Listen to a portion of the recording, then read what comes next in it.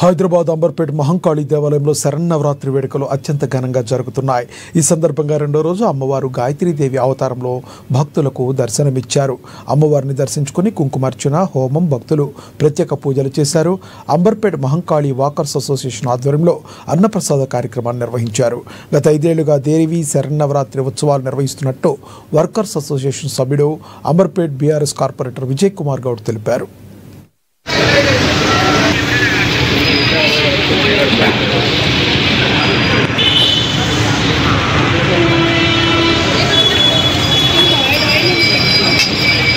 లక్ష కుంకుమార్చన కార్యక్రమం మన మహంకాళి టెంపుల్ అంబర్పేట్లో జరిగింది. దీనికి మా వాకర్స్ అసోసియేషన్ తరఫు నుంచి ఇవాళ అన్నదాన కార్యక్రమం అన్నప్రసాద కార్యక్రమం చేశాము. దీనికి ప్రజల నుంచి భారీ స్పందన వచ్చింది. అలాగే గత 5 years నుంచి ఈ ప్రోగ్రాం కంటిన్యూ చేసుకుంటూ వస్తున్నాం మేము వాకర్స్ అసోసియేషన్ అందరం కలిసి. అలాగే దేవీ నవరాత్రి ఉత్సవాలు చాలా బ్రహ్మాండంగా మన అమ్మపేట మహంకాళి టెంపుల్లో బాగా బ్రహ్మాండంగా జరుగుతున్నాయి.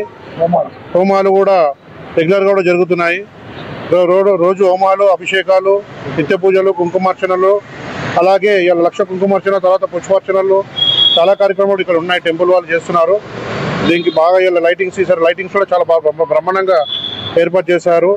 దీని దసరా ఉత్సవాలు అంటేనే మనకు గుర్తొచ్చేది అంబర్పేట మహంకాళమ్మ టెంపుల్, అలాగే బోనాలన్న కూడా.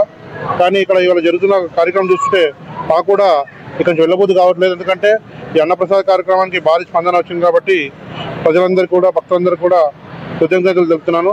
ఏటా కూడా ఇలాగే వాకర్స్ అసోసియేషన్ నుంచి మేము ఇంకా భారీ ఎత్తున కూడా అన్నప్రసాద కార్యక్రమం చేయాలని నిర్ణయించుకున్నాము.